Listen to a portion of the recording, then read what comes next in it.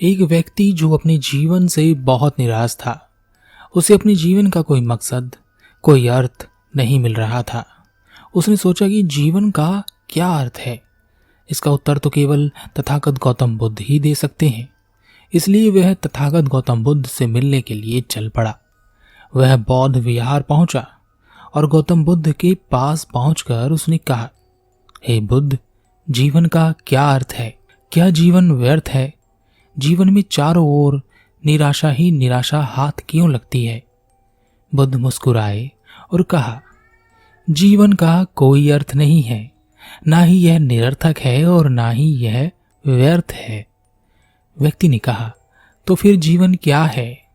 बुद्ध ने कहा, कुछ नहीं, जीवन कुछ नहीं है।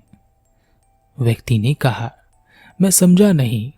इतने सारे लोग जो जीवन जी रहे हैं, इतने सारे प्राणी जो जीवन धारण किए हुए हैं, वह कुछ भी नहीं है। बुद्ध ने कहा, जीवन एक आईने की तरह होता है। इसे जो तुम दिखाते हो, यह बिल्कुल वही तुम्हें दिखाता है।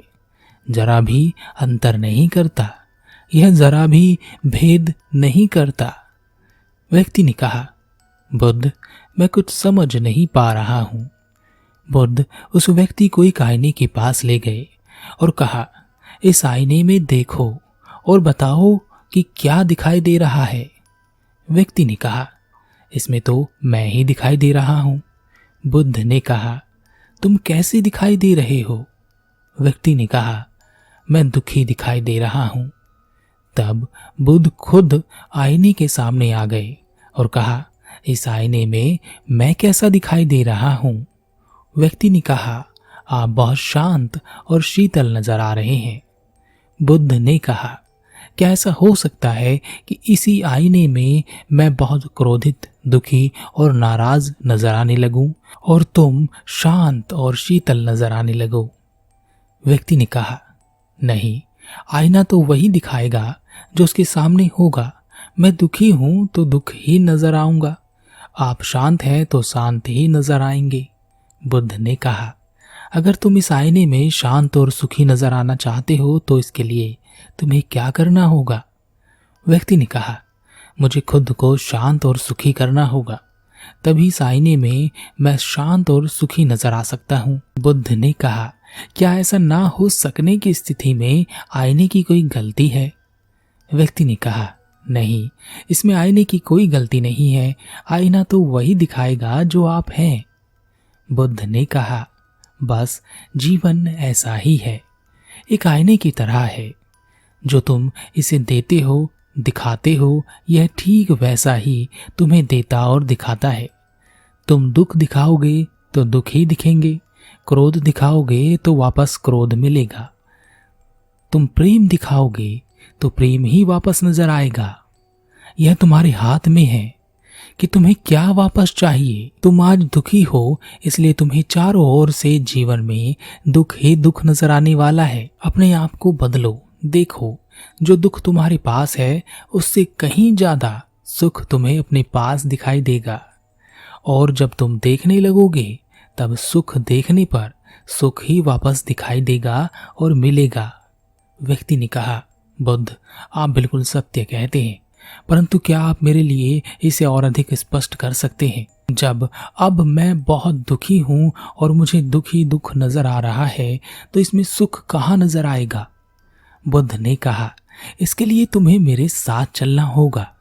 बुद्ध उस व्यक्ति को अपने साथ एक मार्ग पर ले गए।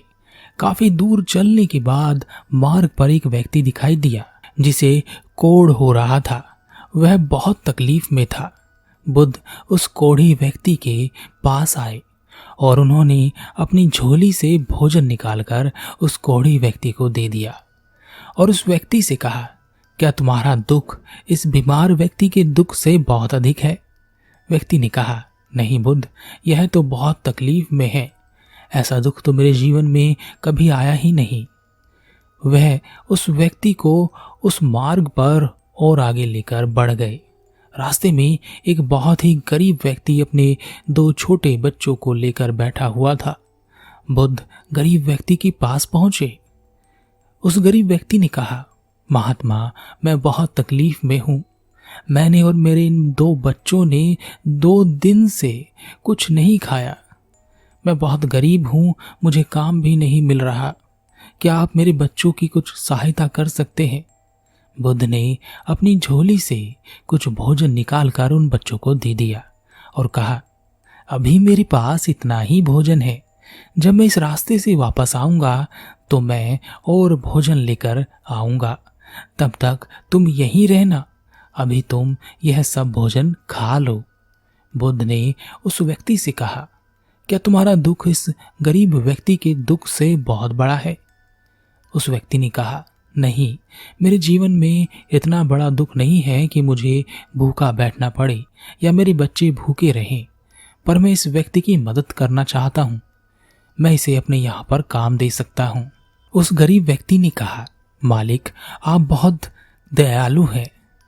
आपका बहुत धन्यवाद। मैं कल से ही आपके पास काम के लिए आ जाऊंगा। बुद्ध उस व्यक्ति को लेकर उस मार्ग पर और आगे बढ़ चले। रास्ते में उन्होंने देखा कि एक व्यक्ति अकेले में बैठा रो रहा था। उस व्यक्ति को रोता हुआ देखकर बुद्ध उसके पास पहुंचे और उससे पूछा, क्या हुआ? तुम क्यों रो रहे हो? उस व्यक्ति ने कहा, बुद्ध, मेरी पत्नी, मेरे बच्चे, मेरे माता पिता सब कल एक दुर्घटना में मृत्यु को प्राप्त हो गए और मेरे परिवार में कोई नहीं बचा। मैं अकेला रह गया हूं। अब मैं इस दुनिया में रहकर भी क्या करूंगा? किसके लिए जीऊंगा? बुद्ध ने उस व्यक्ति को समझाया और कहा, मृत्यु हर किसी को कभी ना कभी आनी ही है। हम यहाँ जितने और जिस समय के लिए हैं, उस समय में हमें अपने जीवन का भरपूर उपयोग कर लेना चाहिए। इसे खूब जी लेना चाहिए। जिसने जन्म लिया है वह अवश्य ही एक दिन नष्ट हो जाएगा, चाहे वह निर्जीव हो या सजीव। सब एक दिन अपना जीवन पूरा करके अदृश्य हो जाएंगे। उस व्यक्ति को बुद्ध की बात समझ में आ गई। बुद्ध ने अपने साथ आए व्यक्ति से कहा, क्या तुम्हारा दुख इस व्यक्ति के दुख से बहुत बड़ा है? उस व्यक्ति ने कहा, हे बुद्ध, वास्तव में तो मेरे पास कोई दुख है ही नहीं। मुझे बहुत अचंभा हो रहा है कि मैं बिना दुख के ही दुखी हो रहा हूँ। जीवन के असली दुख जिनसे मेरा अभी तक परिचय ही नहीं हुआ है, वह तो यह सब है। और जो दुख है ही नहीं, उन दुखों को मैंने अपने जीवन में इस तरह जगह दे दी है कि मैं सोच रहा हूं कि अब कुछ नहीं बचा। बुद्ध और वह व्यक्ति वापस आ गए। बुद्ध ने उस व्यक्ति से कहा, जाओ और उस आईने में अपना चेहरा देखो। देखो कि अब तुम्हारा चेहरा क्या दिखा रहा है। उस व्यक्ति ने अपना चेहरा आईने में देखा और कहा, हे बुद्ध, यह पहले से बहुत शांत है। बुद्ध ने कहा, तुम्हारा दुख क्या था? व्यक्ति ने कहा, मैं एक स्त्री से प्रेम करता था। कुछ दिन पहले वह मुझे छोड़कर मुझसे अमीर व्यक्ति के साथ चली गई। यही मेरा दुख था। पर मुझे आज पता चला कि मैं तो बहुत सुखी हूँ। व्यर्थ ही मैंने अपने चारों ओर दुख बना कर रखा हुआ था। हे बुद्ध, आप मुझे जीवन की सार्थकता और व्यर्थता के बारे में और अधिक स्पष्ट करने की कृपा करें। बुद्ध ने कहा, जीवन का कोई अर्थ नहीं है। इसे अर्थ हम ही देते हैं। हम इस जीवन में जो चाहे लिख सकते हैं। हम इसमें अपशब्द लिख सकते हैं, क्रोध लिख सकते हैं, दुख और तकलीफ भी लिख सकते हैं, या हम इसमें प्रेम लिख सकते हैं, करुणा लिख सकते हैं, दया भी लिख सकते हैं, सुख भी लिख सकते हैं, और इन सब से भी ऊपर हम इसमें बुद्धत्व भी लिख सकते हैं। हमें जो कुछ भी मिल रहा है वह सब कुछ हमने ही लिखा है। यह बिल्कुल आईने की तरह ही है। जो तुम इसे दिखाओगे वही वापस दिखेगा और मिलेगा। अब तुम शांत हो तो यह शांति ही तुम्हें वापस मिलेगी। कोई उपाय ही नहीं है कि तुम्हारे अशांत हुए बिना यह जीवन तुम्हें अशांति दे सके, तुम्हारे दुखी हुए बिना यह जीवन तुम्हें दुख दे सके, तुम्हारे असफल हुए बिना यह जीवन तुम्हें असफलता दे सके, तुम्हारे क्रोधित हुए बिना यह जीवन तुम्हें क्रोध दे सके। ऐसा संभव हो ही नहीं सकता। तुम अपने आप को क्रोध देते हो, दुख देते हो, अशांति देते हो। जैसे तुम्हारे जीवन से उस स्त्री के चले जाने का दुख, तुमने उसके लिए अपने आप को दुख दिया और तुमने चारों ओर से दुख पाया, तुम्हें दुख ही मिला, जबकि वह कोई दुख भी नहीं था। ठीक इसी प्रकार जीवन का अर्थ हम खुद ही लिखते हैं। हम इसे जैसा चाहे वैसा लिख सकते हैं। सब हमारे हाथों में ही है। हम जीवन भर व्यर्थ की चीजों को अपने जीवन में लिखते हैं। सारी व्यर्थ की चीजें होती हैं और उन व्यर्थ की चीजों में हमें बहुत रस आता है। तभी जीवन के अंत में हमें व्यर्थ जीवन ही दिखाई देता है। सार्थक चीजों को अपने जीवन में लिखो, उन्हें लेकर आओ, तब तुम्हारा जीवन सार्थक ही नजर आएगा, सार्थक ही होगा।